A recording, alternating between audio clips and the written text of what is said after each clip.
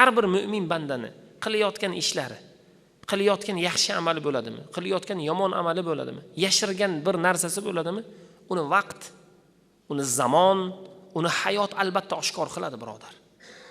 U bilinadi baribir. Iso alayhissalom bilan bir odam safarga chiqqan ekan. Safarga chiqishliklaridan oldin Iso alayhissalom aytgan ekanlar: "Senda nechta non bor va menda nechta non bor? O'rtaga qo'yaylikda, o'rtaga qo'yganimizdan keyin o'shanga qarab, safar masofasiga qarab tanovul qilib boraveramiz" dedi. Demak, senda qancha non borligi yoki menda qancha non borligini bilmay turib bir yeb qo'ysak biz, undan keyingi kunlarga och qolishligimiz mumkin dedi. Va Iso alayhissalom nima dedilar? Menda 2 ta non bor dedilar. Menda bor nonim shu dedi. U odamda 3 ta non bor edi. Nima dedi? Iso 2 ta non o'rtaga qo'ydi, men ham 2 ta non qo'yaman. 4 ta non tugaganidan keyin men yana bitta nonni chiqaraman dedi keyin. Shunda dedi adolat bo'ladi. Menda ham 2 ta non bor dedi.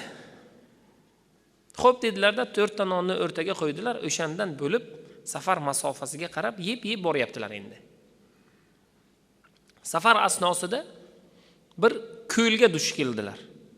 Ko'lga Iso alayhissalomga Alloh taolo payg'ambarlarga bir mo'jiza bergan. Iso alayhissalomning mo'jizalari hassalarida edi. Hassani ko'lga urgan edilar, ko'l 2 ga bo'lindi. 2 ga bo'lingandan keyin ko'ldan o'tganlarida Iso alayhissalom senda nechta non bor edi dedilar? 2 ta dedi. Menda ham 2 ta dedilar. Yana yo'lni davom ettirdilar. Shunda muarrix aytadiki, Iso alayhissalomning yonidagi odam Iso alayhissalomdagi katta buyuk mo'jizani ko'rgandan keyin ham xatosini tan olmadi. Nechta non bor edi? 2 ta. Menda ham 2 ta dedilar. Yo'lni davom ettirdilar. Yo'lda Iso alayhissalomni taniganlar aytdilarki, qishlog'imizda bir qari chol bor. Juda yaxshi odam, lekin ko'zi ko'r bo'lib qoldi. Siz shuni haqqiga bir duo qiling, uni ko'zi tuzalsin, ko'zi ko'radigan bo'lsin. Iso alayhissalom olib keling dedilar. Iso alayhissalom duo qildilar va hassalarini uchini tekizdilar. Ko'zi ochilib ketdi, ularga rahmat aytdi. Va shunda yana Iso alayhissalom so'radilar: "Menda 2 ta, senda nechta non bor edi?" U aytdi: "Menda ham 2 ta non bor edi" dedi. Yo'lni davom etdi. Shunda ham banda mo'jizalarni ko'rib ham xatosini tan olmadi. Bugungi kunda Allohning mo'jizalarini biz ko'ryapmiz-u, lekin yana gunohda bardavom bo'lyapmiz. Shu ishni qilaman deyapmiz biz. Rizqni kim berayotganligi, rizqni kim olayotganligi, qayerda sarf bo'layotganligi va holat nima ekanligiga juda yaxshi aqlimiz yetib boryapti-da, lekin baribir o'sha ishni qilyapmiz, birodar. Yo'lni davom ettirdilar, bir joyga tunadilar. Tunaganlarida qishloq ahli ko'zini tuzatgan. O'shalar podshohning bir yagona qizi kasal ekanligini aytdi. Butun tabiblar uni davolasha olmayotganligini aytib, bularni topib kelganda Iso alayhissalom uxlayotgan edilar. U odam keldi. Siz bilan bir odam bor ekan, falon qishloqdagi odamni hassasini ko'ziga tekkizganida ko'zi ochilib ketibdi. Podshohning qizi kasal. Shuni tuzatsinlar deganda, menda o'sha odam dedi. Yonlaridagi o'rtoqlari. Iso alayhissalom uxlab yotibdilar. Menda dedi. O'yladiki, hozir hamma gap hassada, hassani olamanda bir qizchaga tegizaman, shu bilan masala hal bo'ladi dedi. Hassani Iso alayhissalomning hassalarini oldida podshohning oldiga olib keldirdilar va hassani qizchaga tekizgan zahoti qizcha o'ldi. Qizcha o'ldi. Iso alayhissalom o'rinlaridan tursalar, hassa yo'q, u odam ham yo'q. Shov-shuvni eshitib, u kishi podshohning oldiga borib, saroyiga borib, uni zindonda ekanligi va hassa podshohning qo'lida ekanligini ko'rdilar. Va hassani olib aytdilar, qizcha qayerda? Mana, yuvishga tayyorlayapmiz. Iso alayhissalomga o'likni tiriltirish imkoniyati berilgandi. Mo'jiza. Iso alayhissalom qizchaga urib duo qilganlarda qizcha tirildi va kasallikdan ham forig' bo'ldi. Shunda ham Iso alayhissalom uni zindondan chiqarayotgan vaqtlarda so'radilar. Birodar, senda nechta non bor edi? U birodar aytdi, 2 ta. Menda ham 2 ta dedilar. Yo'lni davom ettirdilar. Bir chuqurlikka tushganlarida katta xarsang toshlarni ko'rdilar. U oltin edi. Va Iso alayhissalom bilardilar unda 3 ta non ekanligini. Va har bir gaplarda unga nonni eslatardilarki, xatosini tan oladimi deb. Inson ham xuddi shunday. Biz bugun kulyapmiz-ku, biz qayta bizlarga o'sha mo'jizalar qayta bizlarga bildirishlik uchun imkoniyatlar bo'lyapti, lekin tan olmayapmiz bugun. Shunda aytdilarki, birodar, senda 2 ta non bor edi, menda ham 2 ta non bor edi. Kimga qancha non borligiga qarab shu oltinlarni bo'lib olamiz. Endi teng bo'lamiz. Seni ham noning 2 ta edi, meni ham nonim 2 ta, teng o'rtada. Bu oltinlarni ham teng bo'lamiz deganlarda u odam nima dedi? Yo'q dedi, menda 3 ta non bor dedi. Subhanalloh dedilar. Iso alayhissalom nima dedilar? Sen agar safarning boshidan ham yolg'on gapirib kelayotgan bo'lsang, men sen bilan boshqa safar qilmayman. Bu oltinlarning hammasini seni o'zing ol dedilar. Va Iso alayhissalom safarlarni yana davom ettirdilar. Insonni qarayapsizmi? Bugungi kunda o'zining manfaati ro'para kelganda birodar, haqqoniy, rostgo'y, halol, taqvodor bo'lib oladi birodar. Bunday bo'lmasin mu'min. Mayli yutqazsangiz yutqazavering, lekin birodar haq tarafda bo'ling. Bir imom aytadi.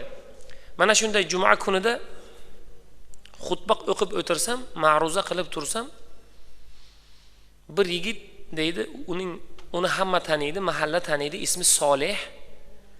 Shunday turdida men tomon shaxdam qadam bilan yurib kelyapti endi deyman, deydi.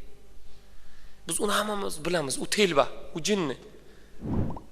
Undan har narsa kutsa bo'ladi. Urishmi, so'kishmi yoki biror bir ish qilishmi yoki jamoat oldida hammani uyaltiradigan bir ish qilishligi mumkinligini hamma biladi. Solih shunday jamoat o'rnidan atrofidan turdida imomga qarab deydi, imom deydi, men tomon yurib shaxdam qadam xuddiki menga bir gapi borda yo bir ishi borda men tomon yurib kelyapti deydi. Men hayronman. Keldida meni quloqimga shivirladi. Domla deydi, amr ma'rufni xutbani to'xtating. Xo'p, nega? Nima uchun? Xutbani shu joydan deydi, men davom ettiraman. Uni hamma biladi, telba jinni. Borku bizlarning ham mahallalarimizda endi shunday kelyapti-da, domlaga aytayapti, ma'ruzani shu joyda to'xtating, shu joyda men davom ettiraman. Unga yo'q desa nima bo'lsa? Xo'p desa qanday bo'lsa? Yoki uni tur bu yerdan chiqib ket desa, u jinni bo'lsa, nima deyishni bilmayman deydi domla, imom. Men uni quloqiga men shivirladim, Solihjon, o'g'lim, siz yaxshi yigitsiz. Shu haftadagi ma'ruzani endi men boshlab qo'ydim. Oxirigacha men davom ettiray. Kelasi safar xutbani men sizga boshdan oxirigacha beraman. Dedim, nima deyish kerak endi? Hozir yo'q desa to'palang bo'lsa, janjal bo'lsa, yoki u bir narsa qilib qo'ysa, bir jamoat oldida bir xijolat qilib qo'ysa, u jinni bo'lsa o'zi, telba bo'lsa. Nima deyman? Uni endi hozir xayolimga kelgan shu, dedi. Bu safar men o'qiy boshdan oxirigacha, kelasi safar siz o'qiysiz, kelasi jumaga siz o'qiysiz dedim. Solih aytdi. Domla dedi, va'dami? Men aytdim, va'da. Bo'ldi, ketdi. Chiqdi-da, masjiddan ham chiqib ketdi. Jamoatga ham o'tirmadi, chiqib ketdi deydi. Kelasi hafta endi o'ylayapman, nima deyman endi? Kelasi hafta kutdim, xutbani men o'zim o'qidim, Solih kelmadi. Ikkinchi haftasi ham yo'q. Uchinchi hafta yo'q. Bir oy o'tdi, Solih yo'q. 2 oy o'tdi, yo'q. Men o'zi xavotirlanib qoldim. Nima bo'ldi ekan? O'shandan keyin o'zini bir kor hol qildimi? Yo unga biron narsa bo'ldimi? Yo nima bo'ldi unga? Men o'zim qiziqyapman deydi. Taqriban 3 oylar o'tdi deydi. 3 oydan keyin masjidimizda janoza bo'ldi. Bir yigit taqriban 45-50 yosh atrofida vafot etdi. Janozani o'qidim deydi masjidda. Tobutini ko'tarib qabr boshiga bordik. Mana bizda ham odat bor. Mulk surasini, Taborakni qabrda tuproq tortilgandan keyin o'qiladi. Qabrga qo'ydik, o'likni, mayyitni qabrga qo'ydik, Solih paydo bo'ldi. Solih kelyapti. Yana o'sha yurish. Menga bir narsa aytadigandek shashtam qadam bilan men tomon kelyapti deydi imom. Men hayronman. Endi bu safar nima deydi? Endi bu xutba emas, bu janoza bo'lsa. Bu yoqqa endi xutba qilishlikning foydasi bo'lmasa, xutba qilinmasa endi. Shashtam qadam bilan men tomonga kelyapti Solih deydi. Shunday keldi. Domla dedi, va'da esingizdami? Esimda Solihjon, esimda. Lekin bu joyda mau'iza o'qib bo'lmaydi, ma'ruza qilib bo'lmaydi, xutba o'qib bo'lmaydi. Bo'ladi dedi u. Bo'ladi dedi. Odamlar endi mayyitni qo'yib, qabr og'zini yopib, endi tuproq tortmoqchi. Odamlarga ayting, tuproq tortishmasin. Birinchi gapni men aytaman dedi Solih aytayapti domlaga. Birinchi gapni men aytaman, oxirini siz aytasiz deyapti. Men hayron deydi imom. Men aytayapman, Solihjon, mayli bular tuproqni tortishaversin. Tuproq tortishib bo'lgandan keyin biz uni ko'ndirmoqchi. Tuproq tortishib bo'lgandan keyin men bilan siz ikkovimiz xutba o'qib, duo qilib, tilovat ham qilaveramiz deyapti. Yo'q dedi u. Domla dedi, va'da esingizdami? Va'da esimda. Shunday o'rindan turdida odamlarga amr so'zi bilan to'xtanglar dedi. Tuproq tortishdan to'xtanglar dedi. Odamlar hammasi to'xtadi. Endi dedi, mana bu men mayyitga gapim bor. Shunday qabr boshiga, qabr og'ziga keldida aytdi. Agar dedi, mayyitga qarab aytayapti. Agar harom yegan bo'lsang, yolg'on so'zlagan bo'lsang, namozingni kanda qilgan bo'lsang, ya'ni namoz o'qimagan bo'lsang, yolg'on gapirgan bo'lsang, birovning haqqini yegan bo'lsang, yolg'on gapirgan bo'lsang, ya'ni dunyoda gunoh qilgan bo'lsang, o'zingdan ko'rasan dedi. Hamma eshitib turibmiz, biz hayronmiz deyapti. O'zingdan ko'rasan, endi o'zingdan ko'rding dedi. Agar namozingni o'qigan bo'lsang, yolg'on gapirmagan bo'lsang, halol tijorat qilgan bo'lsang, ro'za tutgan bo'lsang, ya'ni umumiy ma'noda u sanab ketyapti Solih. Ota-onangga yaxshilik qilgan bo'lsang, o'qilgan bo'lsang, ihson bergan bo'lsang, deyapti. Ya'ni umumiy shariat, qonun, qoidasiga amal qilgan bo'lsang, nima deyapti mayitga? Qo'rqma deyapti. Qo'rqmasang ham bo'laveradi deyapti. Ey o'lik deyapti, sen agar dunyoga bergan bo'lsang, ya'ni dunyoda bergan bo'lsang, hozir olasan. Agar dunyoda olgan bo'lsang, hozir bu joyda berasan. Ya'ni dunyoda nima olgan? Dunyoda bergan odam kim? Ihson bergan, sadaqa bergan, zakot bergan, yaxshilik bergan, insonlarga ulashgan, dunyoga bergan. Qabrda oladi endi. Lekin dunyoda olgan bo'lsang, endi qabrda endi berasan uni. Endi javobini berasan. Bo'ldi, gapim shu, domla u yog'ini o'zi davom ettirasiz dedi-da, qabr boshdan chiqib ketdi. Deydi domla. Solih shu gapni aytdi-da chiqib ketdi. Domla aytadi, bu so'zlardan keyin nima deyishni ham bila olmay qoldim. Chunki Solih hammasini aytib ketgandi. Boshqa gap qolmadi u yoqda. O'ylang, namozingni o'qigan bo'lsang, ro'zangni tutgan bo'lsang, halol yashagan bo'lsang, qo'rqmasang ham bo'laveradi. Agar halol yashamagan bo'lsang, namozingni o'qimagan bo'lsang, ro'zangni tutmagan bo'lsang, shariatga amal qilmagan bo'lsang, endi o'zingdan ko'rding, birodar. Dunyoda bergan bo'lsang, qabrda olasan. Dunyodan olgan bo'lsang, ya'ni birovning haqqini olgan bo'lsang, gunohni, haromni, zinoni olgan bo'lsang, endi birodar, endi iloji yo'q, qabrda berasan uni. Ya'ni javobini berasan. Bundan ortiq nima deyish mumkin? Hech narsa dedi. Hayron qoldikda, o'lik ustida tuproqni tortdikda, hammalarimiz boshimiz egik uylarimizga qaytdik deydi domla. Biz shu paytgacha Solihni telba deb yurgan bo'lsak, u telba emas ekan deydi. O'zini telbaday ko'rsatib, aslida u boshqa narsa ekan deydi. Ikkita tilanchi bor ekan. Ikkovi ham saroy darvozasini oldida malikadan ehson olishlik uchun kutar ekan. Malika endi ko'chaga har necha vaqtda chiqadi. O'shandan malikadan ehson olamiz, sadaqa olamiz deb kutar ekan. Bir kun malika saroy darvozasidan chiqsa, bir aytibdi: "Ey malika, Allohning fazlidan menga bir ehson qiling." Ikkinchi tilanchi aytibdi: "Men Allohning fazli demayman, malika siz o'zingizni fazlingizdan menga bering deyman. U malikaga yoqib tushadi-da, menga ko'proq beradi" dedi. Va birinchisi Alloh fazlidan menga ehson qiling dedi birinchisi. Ikkinchisi malika siz o'zingiz fazilatlisiz. Men sizni fazlingizdan so'rayman dedi. Malika ham bundan xursand bo'lib, ikkinchi tilanchini gapidan bir xursand bo'lib, biriga 2 tilla tanga, ikkinchisiga bir tovuq berdi. Tovuqning ichida 10 tilla tanga yashiringan. 10 tilla tangani joylab tovuqni berdi. Yo'lda ikkita tilanchi kelarkan, ikkinchi tilanchi aytibdi: "Men malika siz o'zingizni fazlingizdan menga bir tovuq ehson qiling deb noto'g'ri gapirdim. Menga aslida tovuq emas, menga pul kerak, meni qarzim bor." Birinchi tilanchiga o'rtog'idan so'rabdi: "Senga bir uyda yegulik biron narsang bormi?" U aytibdi-ki: "Yo'q, men baribir o'sha 2 tilla tangani boramanda bozorga borib non, u bu narsa yoki yetsa tovuq olaman yo bir narsa olaman.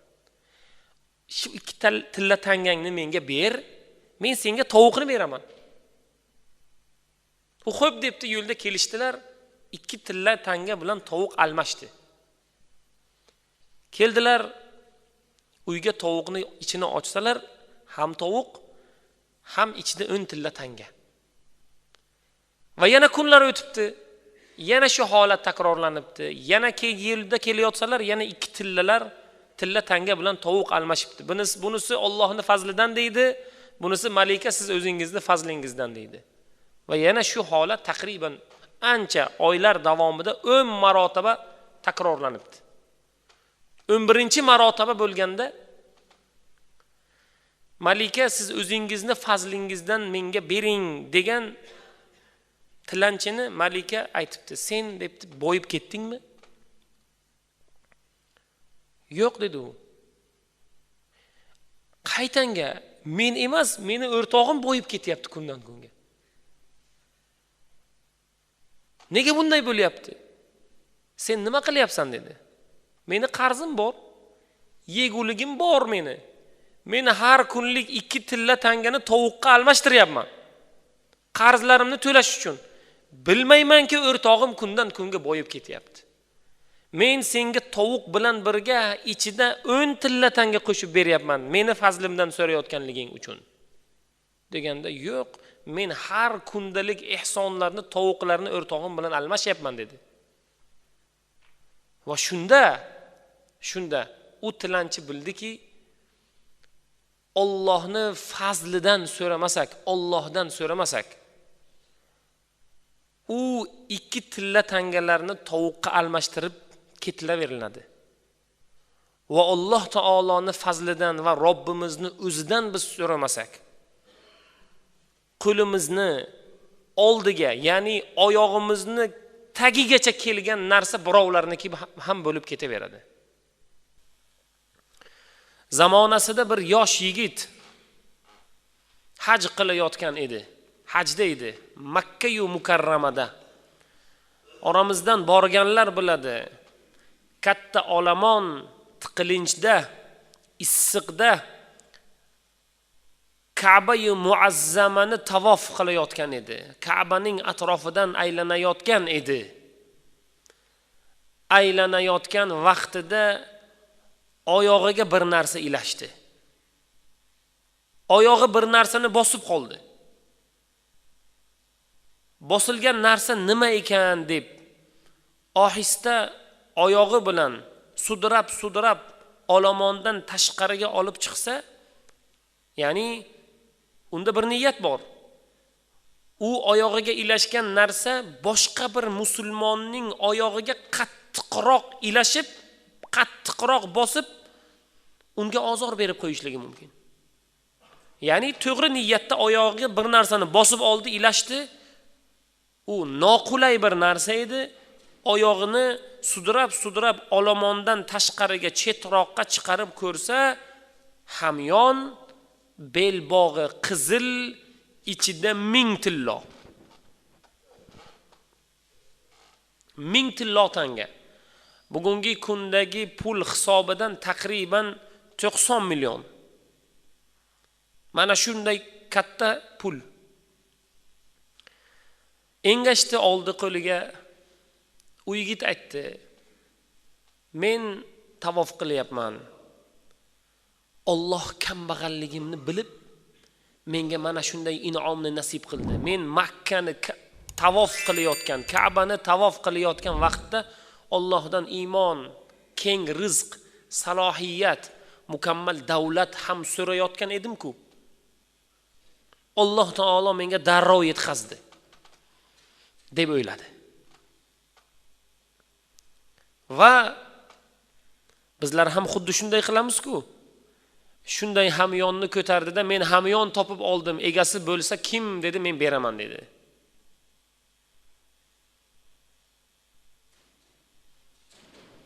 Ancha vaqt qidirdi. Bir odam keldi uni oldiga. "Ey yigit" dedi, "Sen hamyon topib olgan ekansan. U hamyon meniki. Bo'ldi, xo'p, hamyonni tafsilotlarini aytib bering." Hamyon dedi, oddiy hamyon. Boshqa hamyonlardan farqi belbog'i qizil rangli belbog'. Ichida 1000 tillo tanga bor. Tangasi masalan Abdurrahmoniyniki falon yili chiqqan tillo tangadan. Shunday ko'tardi, haqiqatda o'sha hamyon belbog'i qizildan, ochib qaradi, tillasi ham o'sha falon yilni chiqqan tillasi. Masalan, yangi chiqqan 5000 so'mlik. Yangi chiqqan kupyura falon so'mlik yoki 10000 so'mlik. Bizda ham bor-ku, o'shanaqangi pul tafsilotlari. Xo'p dedi-da, shuni qaytardi. Va uning haqqiga juda go'zal duo qildi. Ikkovlari umra qildilar, haj qildilar, o'rtoq bo'ldilar, ozgina ehson, ozgina pulni uchidan bunga berdi rozi bo'lib, ehsonlar, sovg'alar olib berdi pul egasi va shu bilan ikkovlari xayrlashdilar. U yigit uylanmagan edi, yosh edi. Va zamonlar o'tdi, vaqtlar o'tdi, yillar o'tdi. U inson hajdan keyin bordi, ishladi, tijorat qildi, o'ziga yarasha pul topdi, maharga yarasha jamg'arma jamladi va inshaalloh bir ayolga, bir qizga sovchi qo'yib, o'sha qizga uylandi. Uning otasi yo'q edi o'sha payt. To'y bo'layotganda qaynotasi o'lgan edi, yo'q edi. Qiz sovg'alar bilan uni uyiga qaytdi. Olib kelgan narsalarini o'zining eriga tanishtira yotib, bir hamyonga yigitni ko'zi tushib qoldi. O'sha hamyon, oddiy hamyon, belbog'i qizildan, ichida falondaqa tilla. Qiz aytdi, "Mana bu otamni vafotidan keyin men bitta qizman o'zim. Otamdan qolgan meros mana shu. Mana shuni endi pullar oila rahbarida turadi, men sizga buni topshirmoqchiman" dedi. Hamyon bilan pullarni berdi. Yigit aytdi, "Men bu hamyonni ham, ichidagi pullarni ham taniyman" dedi. Ichida o'sha payt endi 1000 tilla emas edi, 900 tanga edi. Chunki 100 tangasini o'sha paytda sovg'alar berib, ehsonlar berib bu yigitga uning otasi bergan edi. Ichida 900 tilla tanga. Yigit yig'lab aytdi, "Men buni" dedi, "egasini ham, hamyonini ham, buni qizil belbog'ini ham, ichidagi tillalarini ham taniyman dedi. Men bilaman dedi va bo'lgan voqeani aytib berdi. U qiz aytdiki, otam bo'lgan voqeani bizga ham aytib bergan. Shu voqeani bizga ham aytib bergan. Bir yigit mana shunday hodisa bo'ldi va duo qilganki, mana shunday halol, pokiza, taqvodor, birovni haqqiga xiyonat qilmaydigan yigitdan bizga sovchi kelsinda, zurriyotlarimiz mana shunday yigitdan tarqalsin degan duoni otam o'lgunlaricha qilgan edilar deb o'sha otasi bilan bo'lgan voqeani aytib bergandi qiz. Bir kishi aytadi, Turkiyada muallim qilib tayinlanganimdan keyin Turkiyaga ko'chib bordim deydi. Ko'chib borganimda yomg'ir yog'di. Men yaqin qarindoshimizni uyiga boryapman. Shom vaqti yomg'ir yog'gandan keyin havo ham qorong'ulashadi. Men yo'lda yurib boryapman, chelaklab yomg'ir yog'yapti. Yo'l davomida bir tirik narsani bosib qo'yganga o'xshadim dedi. Chunki inson tirik narsani bosib qo'ysa darrov biladi. Ilonmi, masalan, chayonmi yo birovni qo'limi, u tirik narsa bo'lsa albatta oyoq kiyim bilan bosgan bo'lsa ham albatta uni sezadi. Insonda shunaqangi qobiliyat bor. Men bir tirik narsani bosganga o'xshadim deb to'xtadim va atrofga qaradim. Qorong'uda orqasini devorga yoki daraxtga deydi, orqasini berib turgan abgor holatdagi otaxon, 80 yoshli otaxon. Men u kishidan uzr so'radim, bemalol dedilar, zarari yo'q dedilar. Qorong'uda ko'rib bo'lmaydi o'zi, men ko'rinadigan joyda turmabman dedi otaxon. Yuring, sizga nima bo'ldi? Siz nega bu yomg'irda ko'chada turibsiz deganda otaxon aytdi, yo'lingda davom etaver. Ishing bo'lmasin menga. Men unga yo'q dedim. Sizga nima bo'ldi? Nima holat bo'ldi sizga? Qo'yarga qo'ymadim. U aytdi, meni dardlarim bilan xoli qo'ygin dedi. Men hayron qoldimda, qo'yarga qo'ymay u kishi bilan suhbatlashdim. Yomg'irda ivib ketdik ikkovimiz ham. Va u kishini o'rinlaridan turib bir yomg'irdan panaroq joyga borishlik va u kishining pullari bo'lmasa yotoqxonaga, ya'ni mehmonxonaga men bir kechalik hech bo'lmasa bir kechalik pulini men to'lov qilishimni aytdim. U kishi xo'p dedilar. Mehmonxonaga bordik, mehmonxonaning egasi u kishini tanidi. Va aytdiki, bu holatga men sizlarni ichkariga qo'ya olmayman, chunki loy hamma joy yomg'irda ivib ketilgan, men bu holatda qo'ya olmayman dedi. Men aytdim, meni qo'ymasang ham otaxonni qo'yasan. Qo'yarga qo'ymas, men mehmonxonaga bitta xona olib, bir kunlik to'lab, u kishini kiritdim deydi. Va o'zim oilam bilan yaqin qarindoshimizning uyiga borib yotdim deydi. Ertalab kelsam, mehmonxonaning egasi achchiqlangan, darg'azab, mendan xafa, qo'yarga qo'ymay menga chiqarib otaxon yotgan yotoqni ko'rsatdi. Otaxon ham endi 80 yoshli qari chol, kiyimlarini yuvinmasdan ham shunday toza o'rindiqqa yotganlarda ertalab chiqib ketganlar deydi. Bu holatni ko'r. Men aytdim senga deydi, bu holatga u kishini qo'ya olmaymiz. Xonalarimizni iflos qilib tashlaydi. Mehmonlarni bundan keyin qabul qila olmaymiz dedim. Sen qo'yarga qo'ymas bu xonaga qo'ydirding dedi. Mana ahvolni ko'r dedi. Haqiqatda men ko'rdim. Yuvinmasdan, kiyimlarini quritmasdan shunday to'shakka yotganlar va ertalab chiqib ketganlar deydi. Men u kishini topdim keyin. Topganimdan keyin o'rtoqlarim bor edi Turkiyada. O'rtoqlarim bilan bir xona, ijaraga bir xona olib berdik.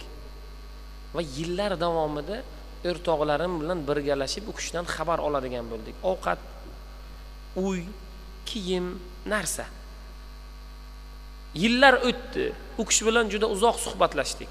Yillar o'tgandan keyin hamma u kishi kattaroq mansabda ishlagan bundan oldin va undan keyin mansabdan ketganlaridan keyin qarindosh urug'lari bu kishining qo'llaridagi narsalarni tortib olgan, ishonchnoma yolg'ondan yozdirib olib uylarini, narsalarini oldirib u kishini ko'chada qoldirgan. Shunaqangi inson. Qarovsiz inson. Va buning ustiga yoshlari qari deydilar. Alloh taoloning fazli ila men boshqa joyga ko'chib ketadigan bo'ldim endi. U kishi bilan xayrlashdim. Xayrlashganimdan keyin taqriban ishlarimni boshqa yurtga, boshqa davlatga yo'liga qo'yib qaytib otaxondan xabar olaman desam, biz u kishiga olib bergan uyimizda yo'qlar u kishi. Va atrof muhitdan u kishini qidirtirdim, surishtirdim, topdim va odamlar aytishdiki, qish kunida bekatda muzlab qolgan holda o'lib qoldilar. Biz u kishini ko'mganmiz, mana qabrlari deb birov ko'rsatdi. Va men o'sha joyda otaxon bilan ham va Turkiyada biz yaqin bo'lib ketgan, bir necha yillar davomida yaqin bo'lgan o'rtoqlarim va u kishini tanishlari va ijaraga olib bergan uyimizni qo'shnilarini ham unutib yubordim dedi. Ular bilan bugungi kunda to'qnashib qolsak ham men o'zimni ko'rmaganga olib o'taman dedi. Biz so'radik deydilar. Nega bunday? Bir otaxonga qarolmagan.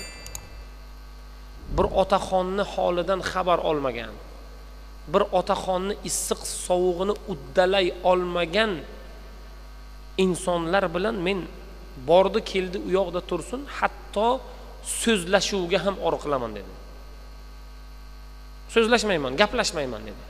Chunki ularni mu'minligidan shubhalandim dedi. Chunki mu'min odam bunday bo'lmaydi.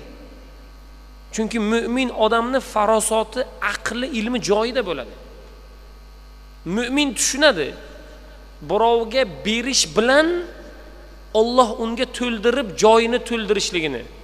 Mu'min odam tushunsin shuni. Uni munofiq odam tushunmaydi. Demak, mol va davlatni ko'paytirish yo'li sarflash emas, o'zida saqlab qolish deb o'ylaydi. Bu munofiqning fikri bu. Mu'minning fikri, birodar, bir narsa berdingizmi, bitta kiyim berdingizmi, Alloh uni joyini to'ldiradi. Bir kosa ovqat berdingizmi, Alloh sizning rizqingizga baraka beradi, birodar. Demak, rizqni ko'paytirish yo'li berish ekanligini mu'min tushunadi. Bularning mu'minligidan xavotir oldim dedi. O'shalar bilan undan keyingi hayotimda o'sha o'rtoqlarim bilan va o'sha joy bilan hattoki o'sha mahallaga bormaslikka qaror qildim dedi. Haqiqatda shunday, birodar. Bir boy odamni qimmatbaho soati yo'qolib qolibdi. Uni shahar hokimi, shahar valisi sovg'a qilgan ekan. Qimmatbaho otlaridan xabar olaman deb otxonaga kirsa, otxonadan chiqqandan keyin qo'liga qarasa soat yo'q. Soat-ku mayli deydi. Buni shahar valisi sovg'a qilganligi uchun har zamonda meni qo'limdaligini ko'rsa, ehtiroman xursand bo'ladi, uni topish kerak deydi. Otxonaga kirdik, otxonadan oldin somonxonalar bor. O'yladimki, somonni ichida bu soat yo'qolgan. Biz qidira boshladik deydi boy. Yordamchilar bilan, ayomlar bilan u yo'g'ini bu yoqqa, somonni bu tomonga, bu tomondagisini u tomonga, butun hamma narsani qidirib, to'z-to'palon qilib hamma yordamchilarni chaqirdik, soatni topa olmadik. Noumid bo'lib ko'chaga chiqsam, bir guruh bolalar, bir qancha bolalar o'ynab yurgan ekan. Bolalarga aytdim, meni soatim yo'qoldi mana bu somonxonada. Agar kim topib bersa, unga katta mukofot beraman. Bitta qo'chqor beraman dedi. Topib bergan odamga bitta qo'chqor beraman. Yoki ko'pchilik topsa, o'sha qo'chqorni so'yib, to u qo'chqorni go'shti tugaguncha ziyofat qilib beraman degan ekan. Bolalar xursand, koptok o'ynayotgan bolalar xursand, o'zi qorinlari och, yugurib somonxonaga kirib, qiy-chuv, g'ala, g'ovur bilan soat qidira boshlashdi. Soat yo'q. Bu yog'i somonni bu yoqqa otadi, bu yog'i bu yoqqa otadi, hazillashib bir-birlariga otadi. Hamma 20 ga yaqin bola qidiryapti. Soatni qidiradi, soat yo'q. Ular aytishdiki, yo'q, biz topa olmadik. Ancha soatdan beri qidiryapmiz. Somonxonaning tipini chiqarib tashlashgan, soat yo'q. Boy hayron bo'lib, noumid bo'lib, endi shahar valiysiga qanday deyman? Uni bir rasmi yo'q-ku, men xuddi o'shanaqasidan bir yasatay. Uni qayerdan olganligini men bilmasam. Puliga gap emas, lekin uni obro'li odam sovg'a qilganda gap. Bir bola keldi, oyog'i cho'loqroq, ozg'in, nozik, nogiron bola. Keldida, "Otaxon," dedi, "menga bir imkon bering. Soatni men bir qidiray. Uni topsam o'sha sovg'angizni menga bering," dedi. Boy aytdi, "Sen birodar bolam, senga men shunday bir qo'chqor beraman. Shunday beraman. Mendan senga hadiya o'sha. Sen o'zi bir kasal bola bo'lsang, biz katta yordamchilar bilan yo undan keyin sendaqa 20 bola u soatni qidirdi, topolmadi. Sen topolmaysan o'g'lim. Sen o'zingni urintirma. Sen kasal bo'lib qolishliging mumkin. Somonxonani changi bor. Yoki bu yer katta uyumlar bor, sen uni ko'tara olmaysan. Shuning uchun bir qo'chqorni men senga shunday hadiya beray-da, sen uyingga keta qol," dedi. "Yo'q, menga hadiya kerak emas, sizniki kerak emas, men o'zim mehnatim bilan topaman," dedi. "Qanday topasan? Sen o'zi yarimta bo'lsang. Menga bir imkon bering," dedi. "Bo'ldi," dedi u. "Mayli, mana bu somonxona, soat yo'q qolgan. Mayli, haqqoniy o'sha gap, soatni topsang senga bir qo'chqor." Kirdida 3 daqiqadan keyin qaytib soatni olib chiqdi. "Mana," dedi, "sizga soat." "Shumi?" dedi, "soatingiz?" "Ha," dedi. "Mana soat," dedi, "topdim," dedi buni. Hayron bo'lib o'rnidan turib, "Subhanalloh, sen buni qayerdan topding? Qanday topding?" deganda, men kirdim. Quloqimni yerga qo'ydim. Somonni ustiga qo'ydim va eshitdim. Soat chiqillaydi-ku. Soatni chiqillashi qayerdan kelyapti? Ohista eshiklarni yopib men tingladim. Soatni chiqillashi o'ng tomondan kelayotgan ekan. Uni keyin quloqim bilan eshitib o'shanga yaqinroq bordim-da, somonlar ichidan soatni topdim, dedi. Subhanalloh, dedi-da, soatni berdi. Bir qo'chqorning yordamchiga aytdi, "Buni uylariga yetib berasan," dedi qo'chqorni endi. Mukofoti shu. Keyin shunda boy o'yladi. Demak, har bir ishda inson g'ala-g'ovur, urush, janjal, to'palon, olomon bilan ish masala hal bo'lmaydi. Masalani bir eshiting. Masalaga go'zal yondashing. G'azab qilmasdan, kibr qilmasdan yoki boshqa narsalarni ro'kach qilmasdan, birodar, agar masalani biz eshitadigan bo'lsak, tinchlik yo'li bilan Alloh taoloni o'zi biz sizga bu masalani uchini yechib beradi. Madina atrofida xandaq qozildi. Xandaq Salmon Forsiyning fikrlariga, takliflariga binoan qurdirildi. Xandaq qanday edi? Madinaning janubiy tomonini butun o'rab olgan, eni 6 metr, chuqurligi 3 metr va butun uzunligi juda uzun holatda xandaq, ariqqa o'xshaydigan narsa qozildi. Ya'ni dushman bu tomonga o'tmasin. Quraysh mushriklar musulmonlarni bosib olmoqchi. Bular ularni ustlariga bostirib bormoqchi. Islomga da'vat qilmoqchi. Yugurib keldi arablar otlari bilan taqriban 10,000 askar. Xandaqni oldiga kelishdida xandaq nima ekanligini bilishmadi. Chunki u arablar unaqa xandaq ko'rmagan. Salmon Forsiy forslik asli. Forsda unaqa narsalar bor edi, lekin Arabistonda yo'q.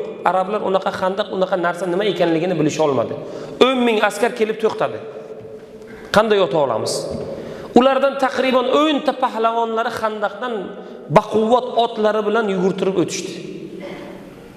10 ming askardan 10 kishi. 10 kishi o'tdi. 10 kishi o'tgandan keyin ular urushdan oldin sulh tuzardilar. Sulh bo'lmasa, birov yakkama-yakka jang bo'lardi. Undan keyin ham kelisha olmasalar, undan keyin urush bo'lardi. Xandaqdan oshib o'tganlar ichida Amr ibn Wud degan mushrik ham bor edi. Amr ibn Wud taqriban tarix kitoblarida keladi, 80 yoki 90 yoshda baquvvat, 80 yoki 90 yoshga yetgan bo'lsa-da ham kuchi quvvatda to'la, 30 yasharlik yigitday baquvvat. Amr ibn Wud shunday odam ediki, zamonasida uning ismi zikr qilinsa odamlar urushdan to'xtardi. Bu kim? Amr ibn Wudning himoyasidagi odam desa bo'ldi, to'xtardi. Buni urmasdi, bunga ehtirom ko'rsatardi. Shunaqangi darajada baquvvat, shunaqangi darajada urushda buyuk. Demak 80 yoki 90 yoshda. 20 yoshda qo'liga qilich olgan bo'lsa, uning tajribasi necha yil? 60-70 yil. 70 yildan beri jangchi. Demak, siz ham bir ishni 70 yil yoki 60 yildan beri qiling, mutaxassis bo'lib ketasiz. Amr ibn Wud shunaqa odam. Musulmonlar tomoniga bordi va aytdi: "Kim men bilan urushadi?" dedi. Musulmonlar jin. Endi Amr ibn Wudni ismidan qo'rqadi. Uni pahlavonligini qo'yavering. Odamlar jim. Shu joyda Ali roziyallohu anhu o'rinlaridan turdilar. Ali o'sha payt taqriban 30-32 yoshda. Ba'zi rivoyatlarda keladi 27 yoshda. Payg'ambar sollallohu alayhi va sallam aytdilar: "O'tir. Bu Amr ibn Wud bo'ladi bu. Sen bu bilan urusha olmaysan. Sen yoshsan, o'tir" dedilar. O'tirdi.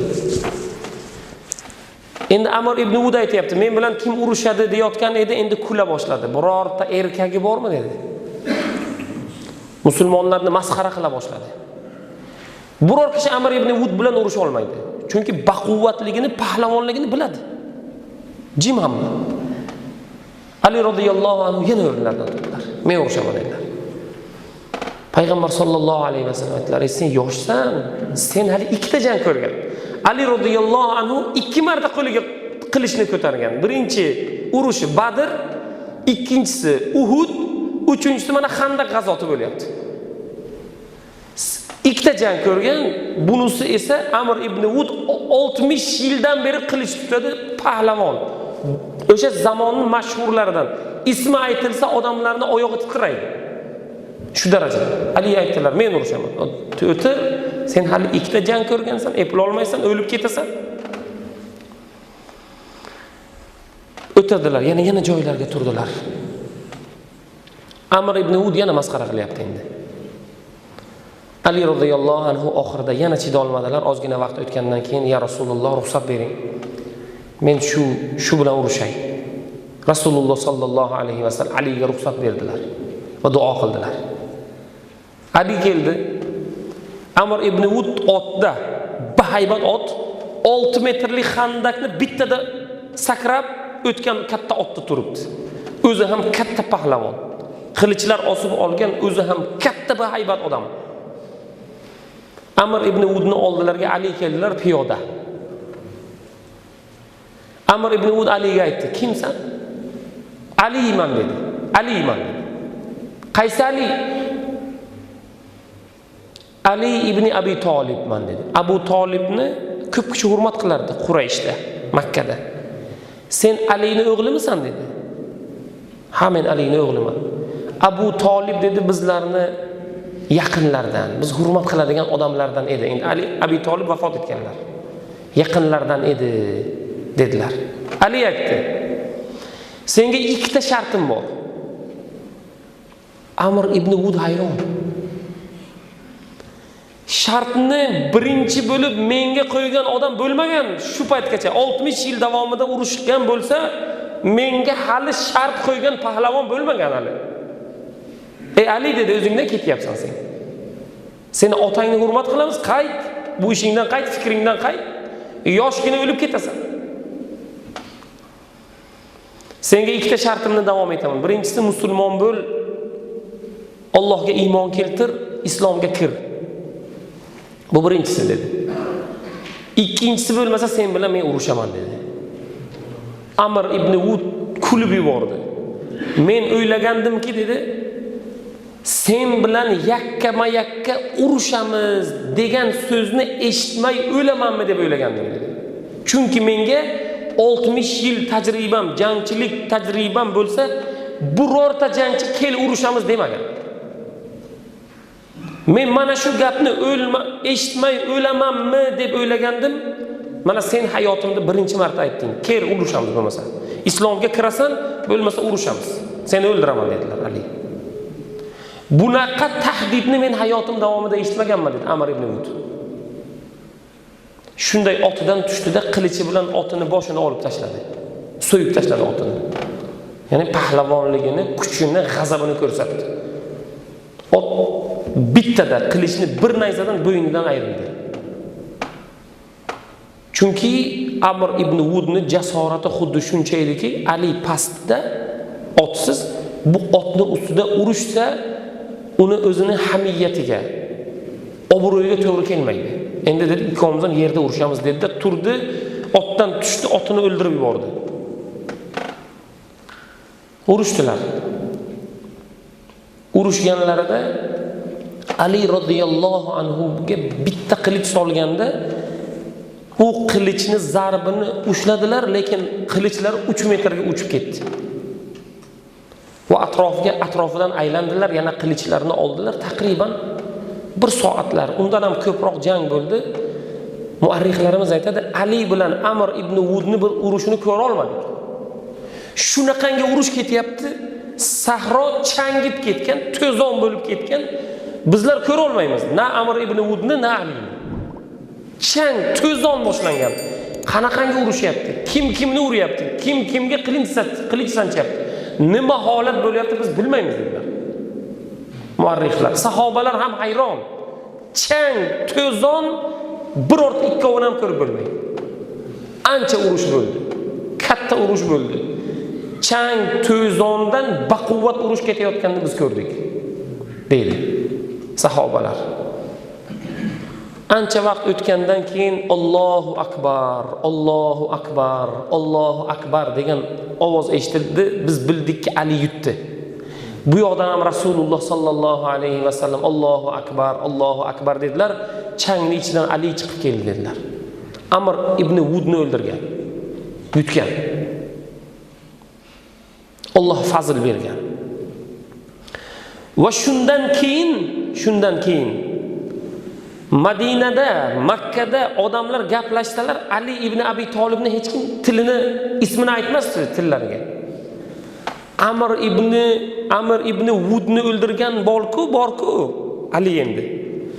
Amr ibn Wudni jangda yenggan borku o'sha. Amr ibn Wudga jangni talab qilgan borku Ali demak. Ali aytilmasdi, Amr ibn Wudni o'ldirgan odam deb gapirinilardi. Bir olim aytadi, Alloh taoloning fazli ila chet elga safar qildik. Ko'pchilik aytadi, juda ilmga berilgan insonlarda pul kam bo'ladi. Aytadi, chet elga safar qilganimizdan keyin samolyotga chipta oldik. Samolyotga chiqishlikdan ozgina oldinroq do'konlar bor, duty free. Shu joyda men juda qiziq kitoblarni ko'rib qoldim deydi. Kitob olaveribman. Menga maxsus belgilangan bepul yukdan oshib ketibdi endi.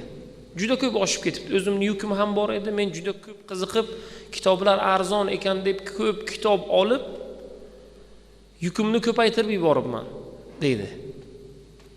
Katta shayx, katta olim, katta qorilardan. Bordim,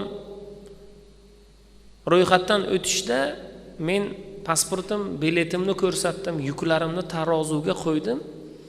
menga ro'yxatga oladigan yigit kulib aytdi. Birodar dedi, yo siz o'tasiz dedi, yo yuk o'tadi, yo falon pul bo'ladi. Men aytdim, meni pulim yo'q. Menda uncha pul yo'q. Falon qancha bor. O'zi bir choyga yo bitta qahvaga yetadigan pul bor. Unda dedi, yo siz o'ting dedi, yo sizni yuklaringiz o'tsin. Men nima dedim unga? Inshaalloh men ham o'taman, yukim ham o'tadi dedim. E'tibor bering. U buni qabul qila olmadi. Ya'ni u joyda nima qilish kerak edi? Yalinish kerak edi. Iltimos, men ham o'tay, uyga borishim kerak. Kelganimga 10 kun bo'ldi degan gaplar gapirilishligi kerak bo'lgan joyda men viqor bilan aytdim, men ham o'taman, yukim ham o'tadi inshaalloh. U yo'q dedi u. Yo yuk dedi, yo sen. Uni xarxashaligi tutib qoldi. Men dedim, mayli yukim o'taversin dedim. Yukimni o'tkazdi. Va men bordimda, namoz vaqti yaqinlashgan edi, bordim aeroportdagi masjidda men namozimni o'qidim. Namozdan keyin ozgina balandroq holatda Qur'on o'qiyverdim dedi. Qur'on o'qiyverdim. Haqiqatda barcha insonlarning boshidan o'tgan narsa shu. Agar insonda qanaqangidir qiyinchilik yoki mushkila paydo bo'lgan bo'lsa, u Allohga boshqacha ibodat qiladi. Siniq qalb bilan ibodat qiladi. Men endi qalbim singan, pulim yo'q. Endi bexosdan arzon deb ko'p kitob olib qo'yganim uchun noto'g'ri narsa olganim yo'q. Shunaqangi holat bo'ldi, siniq qalb bilan men qiroat qilib o'tirganimda bir kishi keldida orqamdan meni turtdi. Qor aka dedi, balandroq bir tilovat qilib bir duo qilib bering dedi bizga. Xo'p dedim va o'girildim-da unga qarab balandroq bir bet o'qib uni haqqiga duo qildim. Ota-onasi o'tgan ekan, ota-onasining haqqiga duo qilib berdim dedi. Va u yigit aytdi, "Qor aka, men sizga nima berishni ham bilmayapman. Xo'p desangiz sizga bir ikrom qilsam, ya'ni bir hadiyalashsam, yuring bir chetga bir choy ichsak, bir qahva olib bersam sizga. Ota-onamning haqqiga duo qildingiz, siz qor aka ekansiz, sizni bir ehtiromingizni joyiga qo'yay" dedi.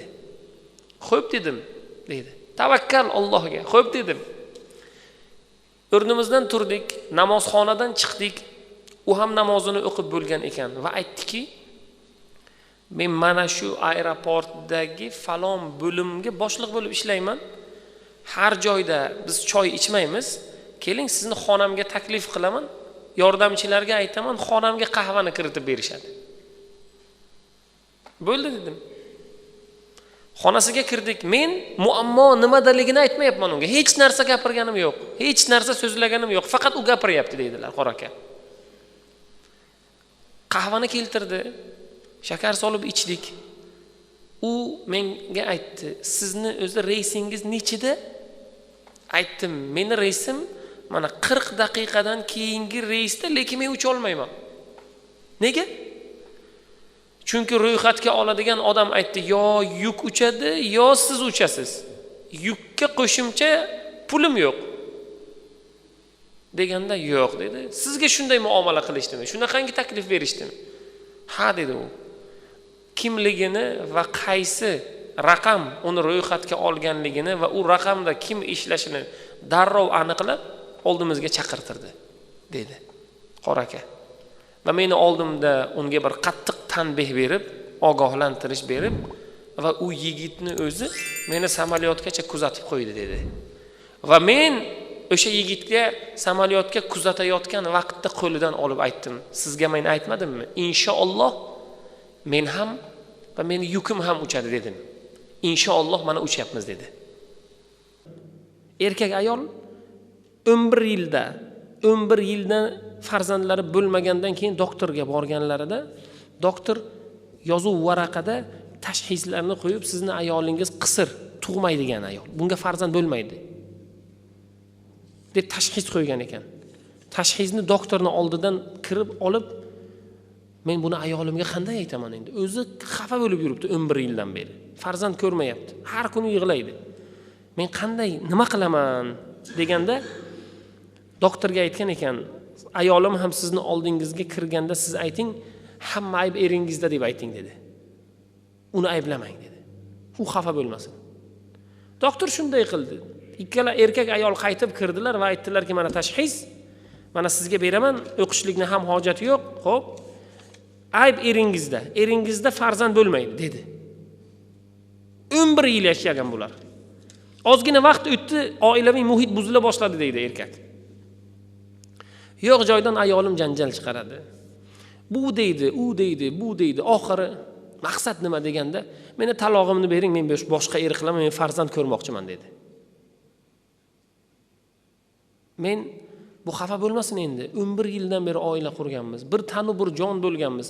Xafa bo'lmasin. Undan keyin meni qalbimda bir narsa bo'lmasin degan ma'noda men hamma aybni o'zimni bo'ynimga olgan bo'lsam-u, bu mendan kelib taloq so'rayaptimi dedimda, xo'p dedim. Tashxis varaqa konvertda yopdimda, ayolimni hamma narsasini olib ketdi-da, uyiga chiqayotgan vaqtida mendan 3 taloq oldi-da va men aytdimki, mana bu konvertdagi narsani uyiga borib onangizga bering dedim. Oxirgi iltimosim shu. Taloqni olib, xursand bo'lib ayoli onasinikiga borib, onasiga berib, mana shuni berib yubordi. Sobiq kuyovingiz endi 3 taloqni olib keldim, endi sobiq bo'ladi dedi. Shunday tashxis varaqani ochib qarasa, ikkita tashxis varaqa turibdi. Ancha oldinroq tashxis varaqa, aslida hamma ayb tug'maslik kasali ayolini o'zida ekanligi, erkagi salomat ekanligi va buni o'zini bo'yniga olishligi. Maqsad ya'ni ayoli xafa bo'lmaslik jarayonida shu holat sodir bo'lganligi aytadi. Shunda olimlarimiz aytadilar, endi bo'lar ish bo'ldi, 3 taloqni oldi. Qaytishga iloji yo'q. Endi pushaymonchilikka ham joy yo'q. Odam nima qilarini biladi. Orqaga qaytaman desa, 3 talog'ini olib bo'lgan. Oldinga boraman desa, aslida aybni bu o'zi olgan ekan. Bu o'zi aybdor ekan. Aybni unga to'nkagan ekan. Holat qanday? Holat juda yomon. Bizning holatimiz ham xuddi shunday bo'ladi erta qiyomatda. Imkoniyat bo'la turib biz payg'ambar sollallohu alayhi vasallam xoyrun nas anfa'un nas demadilar. İnsonlarning yaxshisi ko'p odamga foydasi tegadigani. Bugun ko'p odamga foydamiz tegsin. Qiyomatda juda yomon ahvolga tushib qolamiz. O'zi ayb bizda ekan-ku. Birovlarni ayblab yurgan ekanmiz. O'zi ayb o'zimizda ekan-ku. Bu menga unday qilgan deb biz uni ta'minotdan kesib qo'ygan ekanmiz degan maqsadlar, pushaymonchiliklar, nadomat bo'ladi, uni iloji bo'lmaydi keyin. Orqaga qaytishni yo'li bo'lmaydi. Shuning uchun Alloh taolodan fazl so'ragan holatda biz usiz ishlarimizni, hayotlarimizni davom ettirib yaxshilikka shoshilaylik va yaxshilik qilishlikka birovlarni undab Alloh taolodan fazl so'rab yaxshilik va barakotda inshaalloh sobit qadam bo'lishligimiz kerak.